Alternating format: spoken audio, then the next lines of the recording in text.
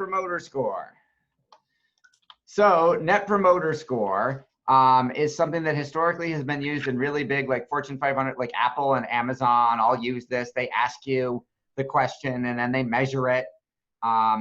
It is designed to determine which one of your clients are promoters, as in they love what you do so much they would go out and share it. They're neutral, or they're detractors, as in they're not happy. So the question is, based on your experience, how likely are you to recommend us to a friend? 0 to 10. That is the Net Promoter Score question. And then the way we did it was we also said, care to share any comments underneath? And we are letting the wonderful people tell us what they're happy about. Some of you have gotten our request to fill this out. John, Adrian, thank you for the 10s out of 10s. We really appreciate that. And then it lets you, the people who are pissed off will tell you why they're pissed off so you can fix it. So this is what we built out in Infusionsoft, our marketing CRM software. You do not need something as complicated as this. I just want to show you what's possible. So people get our email sequence asking them to fill it out. It drives them to the form. And then automatically, based on their answer, they get tagged. They're a promoter. They're a 9 or a 10. They're neutral. They're in the middle. Or they're a detractor. They're like a 0, a 1, or a 2. They automatically get customized follow-up based on what their answer was. And they automatically get taken to a separate web page depending on what their answers are. So if they were a promoter, I'll show you the web page they got taken to. The first thing we did was we emailed them. Some people we texted, and some people we sent social media messages on Facebook or LinkedIn saying, hey, can you answer this question for us? Can you tell us how we're doing? I think I know, but I want to hear it from you. I want you to quantify it. Then they responded, and we got an answer. So in this case, this is Brian, who said he is a 9 out of 10. And it automatically tells me, hey, Brian is a 9 out of 10. Brian filled out the form. He automatically gets follow-up, but it's telling me I've got someone. I have it telling me if someone's really happy. Actually, I have it telling me no matter what. So what happens next is if they're happy, they see a thank you page. So, hey, thank you so much for filling out the form. We really appreciate your feedback. We're really glad you're happy. Would you share the love for us? So would you be willing to introduce us to another business owner or financial advisor you know who needs to grow their practice? And then they fill out their information and their referral, the referee's information. And then that person, so if Adrian fills this out, Adrian gets a thank you email and a thank you gift. Surprise is now ruined. And then let's say Adrian refers us to Cheryl. Cheryl then gets an email saying, automatically populated saying, Adrian is introducing us. Adrian's referring you, blah, blah, blah, blah, blah. And it takes Cheryl to the next step. And then Cheryl will get a welcome gift saying, hey, thanks so much for, being referred to us. And Cheryl's going to go, wait, I haven't done anything yet, which automatically, I haven't hired you. Automatically builds reciprocity in advance. She is more likely to hire us given 1, she's been referred, and 2, she's been bribed in advance. She will feel bad if she takes our gift and doesn't do anything. And then they get, again, a thank you page for the referral. If they are not happy, they also get taken someplace else, and I'll tell you that in a minute. But obviously, we not only do we ask for referrals, but we also we have a follow-up campaign for happy people to get them to give us testimonials. Write a Google review, write a Facebook review, record a short video for us. We ask them what they thought first before we trigger the review sequence. Because even if they're happy, if the review isn't awesome, I don't want them to post it. If they say, it was okay, but I'm happy, I don't want that. I want John's email where John says, oh my God, I'm so thrilled. This is fantastic. I want him posting, I love Tatum, except for Jesse, her husband. But anyway. And then I want to reinforce the behavior you want to repeat, which is a lesson I've learned from, Parenting 101. You catch your kids doing something right, so they do it more often. So Adrian sends a referral, John writes a happy note. We want to reinforce the heck out of all of those things so they do it more. If they're neutral, I want to know right away. We have a separate email that goes to the neutral people saying, hey, we're happy you're not mad, but we want to make you thrilled. What do we have to do to move you from whatever your score was, and it populates the score, what do we have to do to move you from a 6 to a 10? Why aren't you thrilled? Because I want everybody to be a 9 or a 10. So I'm solving the problem before that 6, because if I don't do anything, that 6 might drop to a 2. So I want to catch it and nip it in the bud before it becomes an issue, because not everybody's ever going to be happy. It's just not possible. And then if they're a detractor, if they're like a 1, 2, or a 3, it sends me a message and says, call this person right now. And we call them and go, oh my God, I'm so sorry. Hopefully we knew why we're a 1, 2, or 3 already. Hopefully this isn't the first we're hearing about it. Hopefully we already know and we're already working on fixing it. And I want to reassure them that we're going to fix it and make it right, or give them money back, or whatever we've got to do to make them happy. So Seth, is that you making the call, or is that one of the staff making the call? In my case, at this point in time, it's me. Yeah, I am making all of the phone calls right now. We do not have enough of, we have one person right now on our sales team. We're working on hiring more. And we also don't have enough, thank God, we don't have enough detractors that this is an emergency. Right. But I will happily call the happy people. I will happily make all the calls right now. When we take on another 20, 30, 40 clients and hire 5, 10 more people, we'll have other people make the phone calls as well. And I'll call the 1s and the 2s, and I'll call the 9s and the 10s, and the neutral can be done by my staff. But right now I'm doing it. Great. And we also didn't send out 60 of these at once. We sent out 5 or 10. And we cherry picked who we went to. We picked some people that we knew would be happy, who are here with us right now. And we picked some people that we knew would be pissed. So that we could go, I understand that, I knew about it, we're already fixing it, we're working on it, here's the update. So I didn't send 50 because I didn't have time to make 50 phone calls at once. I'm doing like 5 or 10 a week because I can block off an hour and make some calls. That makes sense, Bill? Yep, does. And then obviously you want to fix what's broken. Because this was a lesson. So I'm going through 2 coaching programs right now on management and leadership. Because I need to be a better leader and a better manager. I will always want to be a better marketer, but growing and serving and growing and improving our team and our results and our services is more important than a new Facebook widget for us. Well, that's how you scale. What? That's how you scale. That's how you scale. So I'm going through these 2 management programs right now, and I was watching a 3-day recording of a 3-day event while I was at Max's soccer practice. And the day 2 of the event, he said something in the first 20 minutes. I was like, oh my God, that was huge for me. I needed to hear that at this point in time. But he said something will always be broken. He said, and if it's not, you better break it and fix it. But he said, as you grow, as you scale, there will always be things that are breaking. You will always feel like you're putting out a fire and fixing stuff. He's like, that means you're growing. If nothing's broken, nothing's wrong, you're not stretching your boundaries at all. If you're green, you grow. If you're ripe, you rot. You either have to grow or you go backwards. You can't be complacent, which was really helpful for me because I've been sitting here going, isn't there going to come a time when I can coast? Isn't there going to come a time when we're just good, nobody's pissed off, everything's working perfectly, and I don't have to do a thing? I had been frustrated about that for a long time. I was relieved to hear that you want things to break because it means you're stretching the boundaries of what you had. What you were talking about, Seth, is called retirement. Yes, thank you. Thank you. Excellent point. I have a quick question before you go into break rooms. Yes.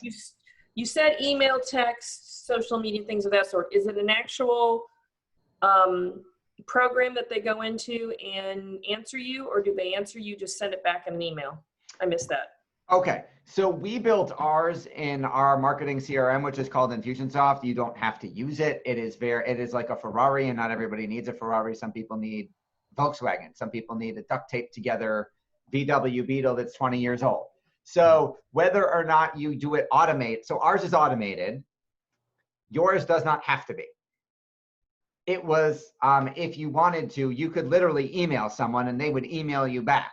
Now there would be no automation with that. You would know, oh, I'm a 9. Awesome. And then you would manually do whatever follow-up. So that would be free for you and cost you nothing. Infusion is not cheap and does a whole lot more than just that. We built it out there because I wanted it automated so that we didn't have to worry about who to send what email to when or how to follow up or any of that stuff. Well, they have other things, the monkey surveys and things like that you can work on. Yeah, SurveyMonkey's one. We've seen other people use lots of different software programs for it. One of the issues is sometimes in SurveyMonkey, they don't tell you who gave you what answer. It will say 42% of your people are a 9, but you don't know who. Oh, yeah, So you can't follow up. Yeah, no. So that's why I would either do it manual labor, or I would do something like ours where it tags the individual person. So there's separate survey software that will tell you, like Typeform would tell you who gave you what answer. You could do it on Typeform for $30. As opposed And to that depends too, Cheryl, on how large a scale you're thinking of doing this. Right, if you're sending this to 5 small. people, you could do manual. I mean, it wouldn't matter. If you were sending 500, you couldn't do it via manual labor. It would slip through the cracks. You would get overwhelmed with the emails. It wouldn't get tracked right. Stuff would fall through the cracks and break. It depends on what you're working on. Okay. Yeah.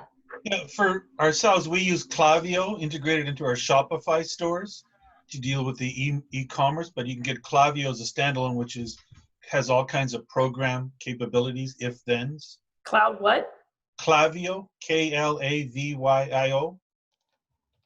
Klavyo. I will type that in the chat. I think, yeah, Klaviyo. I think that's how it's spelled. But it's you. very, very powerful for what it does. Not cheap, but it's not Infusionsoft. So really cheap compared to Infusionsoft. Somewhere in the middle. Thank Somewhere you. between free and Infusion. Yeah. All right. Or, So I mean, there's Constant Contact, and someone mentioned MailChimp, and there's a zillion of them.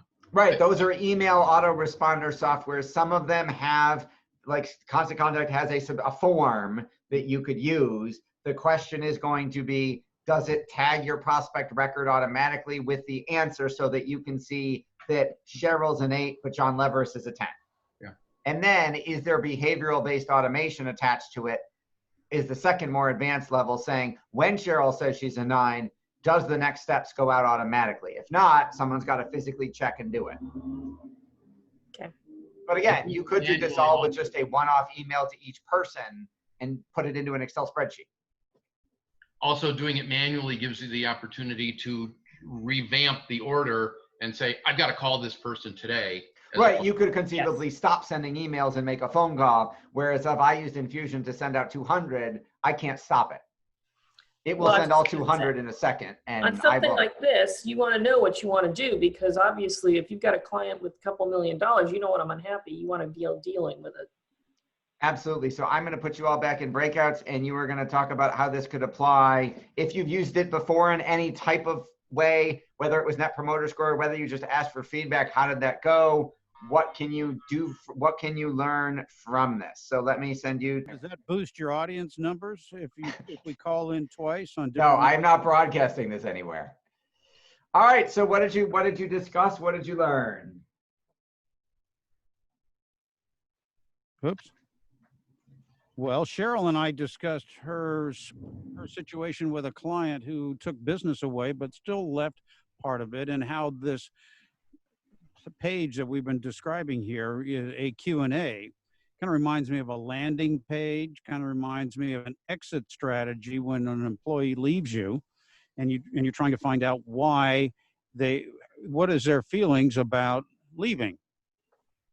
And you could certainly use this on the exit side. We're trying to do it all of the time to measure as a gauge of how we're doing for them. Because sometimes as Rebecca has taught me, there is Rebecca's marriage, there is my marriage, and then there is our marriage to each other. So I might think my marriage is fabulous today, and she might be thinking our marriage is not great today. There's my side, so there's always three sides to the story: my side, your side, and the truth that is somewhere in the middle. We all have different perceptions. So we might think we're doing phenomenal for our client and that they should be thrilled, but they might not see it the same way. And they might need to be educated on why they should be happy. So this is kind of our way of finding, and we're actually, they recommend you resend this out like every quarter. We're actually doing it every single month to make, because I'm more paranoid than that. And I want to make sure if Adrian is a 10, I want to keep her at a 10. I want to know every single month that she is just as happy. To me, a quarter is too late, because some of our clients on the marketing side, on the financial services side, it's not. But on the marketing side, some of our clients have 3 to 6 month contracts. So 3 months might be too much time to go by. I might not find out that they're mad until they're leaving. Whereas if I found out like in month 1 or month 2, I could have solved it and saved them. So we're sending it out every single month to make sure and charting our scores. Does our total overall average go up, which is what we want? Are each client either at the same level or higher if they're happy? If they're happy, have they given us referrals? Have they given us testimonials? If not, why not? What did we do wrong that they're not sharing the love? If they're neutral, I need that number to move up. We need to keep pushing them up. And if they're unhappy, they either need to get fixed or leave. Because I don't want people who stay negative, who stay unhappy with us around, because they're going to pollute our wonderful spiritual energy. So do you let them know you're doing this every month because you're paranoid? No. Well, why not? Why not? I have not said, hey, well, when we send out the next time, it's, hey, thanks so much for the 10 you gave us last time. Want to see how if we're still at a 10, if we've magically moved to an 11, like, hey, I want to see how we're continuing to do. And I've got the disclaimer. I know we have an opinion of how we're doing for you, but your opinion might be different. And I want to make sure that we're on the same page. And if there are any issues, we address them ahead of time. So I am not disclaiming that I'm paranoid. I'm using better wording than that. Well, the reason I asked the question is, if you actually said you were paranoid about stuff, it might be easier for people to actually share with you. Yes, they might want to reassure me that everything. Yes. That is an interesting point. I would not have thought of that. Or that you have a reason to be paranoid. No. No, that's the thing. That's probably why I haven't done it. There's going to be people who say, yeah, you better be, you bastard. Like, but I want to know, I generally, so far in our experience, everyone who was going to be a 9 or 10, I knew was going to be I had assumed would be a 9 or a 10 when they did it. Everyone who was a 1 or a 2, I knew they were going to be a 1 or a 2. Like, I specifically sent it to people who I knew weren't happy and said, I know you haven't been thrilled. I'm just curious where you'd rate yourself on this scale. We're working on it, but I still want to hear a quantitative measure from you so that we have a comparison when we fix it. We could use the phrase productive paranoia in external communication. We could. Well, again, I think it. That's interesting. Think people can Yeah, relate. that's a really interesting thought. I would give it a shot next month. But you Maybe call that will be my implementation method for anything I implement. paranoia. I called it productive paranoia. So we have a Google sheet with every single one of our clients, what step there are in the process, what's going on, right? That we use as a internal tracking mechanism here. We have their net promoter score if they've rated us from the last time they did it. And we have a column I added called productive paranoia, which is where we put in what could possibly go wrong, or what could this client be pissed about right now that we can fix ahead of time. So for example, I'm going to throw myself and another person who's one of our longest running clients on this list was Adrian. Under productive paranoia, in her most current venture with us, under productive paranoia, I wrote, we need to get her to record the damn webinar so we can start selling. Because without her recording it, you muted yourself, Adrian. Without recording it, I can't make any sales for her. And she's sitting here going, hey, I don't have any money from this venture yet because we can't launch it because her webinar, she hasn't recorded it. So our productive paranoia solution, she has attempted several times and had, obviously this is a significant endeavor. It's a long webinar. And Bruce finally had the brilliant idea and said, Adrian, why don't you come in the office and record it here and I'll direct you. Which is exactly what I needed. Right, he'll direct you, we'll film it. You don't have to worry about recording it. We'll use our camera, which is higher res than your laptop. And you can just focus on taking direction and doing the best job and communicating your warmth and your caring for these women without letting the technical stuff get in the way. And that will solve that problem. It will get recorded next week and we can start selling. Amen. Amen. So that was even though she's happy, she could have been not happy that she's not unreasonable. We have had unreasonable clients over the years who would say, hey, I hired you 4 days ago. How come I don't have $1 million yet? Like, we haven't done anything yet, so we wouldn't have $1 million. So Adrian is wonderful and has not been going, guys, how come we haven't started selling this program yet? Because she knew we were waiting for her. But after a couple attempts, she realized that she needed a nudge or some more guidance than we were providing via email, which Bruce came up with the idea of let's just do it in person and it'll make sure we get it right. I just need the technical support. Yeah. That's about hand holding and making. Yeah, exactly. She's not pushing buttons on her slide. She's not. Yes. Okay. Any other questions on Net Promoter Score? Okay. I liked it. Oh, you liked it. Awesome. Thank you.